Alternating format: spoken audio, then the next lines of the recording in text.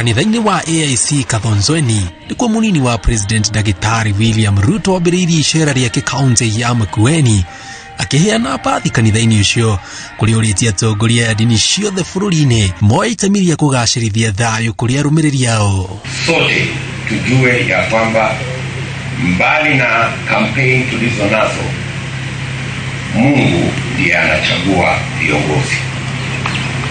So even as we compete, and even as we canvass, we must know that ultimately God will decide the next leadership. Thutha ucio Ruto agitwara kambeini ciake thoko-ini ya Nzeveni Makueni, agikinyia ndumiriri kuri mutongoria wa kiama kia Wiper Kalonzo Musyoka uriria sherete mamwe ma matura maria manyitaga Kalonzo baru. Si hata huyo ndugu yangu Kalonzo, kwa sababu yeye naamini Mungu kama vile mimi naamini Mungu, situshikane ndio tutengeneze hiyo serikali nyingine ya mwaka ujao. Na mimi nataka niwaulize leo kwa heshima, kwa sababu sisi tunaunganisha Kenya.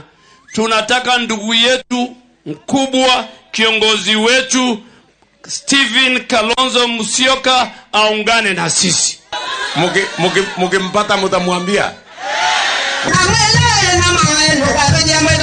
Ruto augite kiama kia UDA kirongoririe kurehe urumwe bururi-ini, akiuria aria makoretwo na nganja kwaya gukana korona atongoria makaheo federa ya kuhitahitana githurano kia mweri wa 8 na kimenyano matikamake amu UDA ireka maundu mothe na uma na njira ina waragania. Tunataka tuungane kwa chama ya kitaifa ambayo iko na uwezo ya kuunda serikali, ambayo iko na uwezo ya kushughulikia changamoto zetu zote, ndio tuweze kuwa na Kenya ya usawa, ambayo ni Kenya ambayo kila mtu atajivunia kuwa Mkenya. Tunaelewana watu wa Mbaito? Tunaelewana? Wakenya wameamua, wamekata kauli.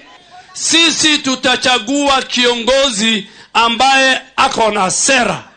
Sisi sera yetu, huyu William Ruto anapigwa vita kwa sababu yeye anaongea lugha ya masikini. Hapa watu wamesema yes na bottom up, yes na Asla movement, yes na serikali yako na serikali yenye itatupeleka mbele. Gilifotera Inoro TV jitagwo Jenga Wabui.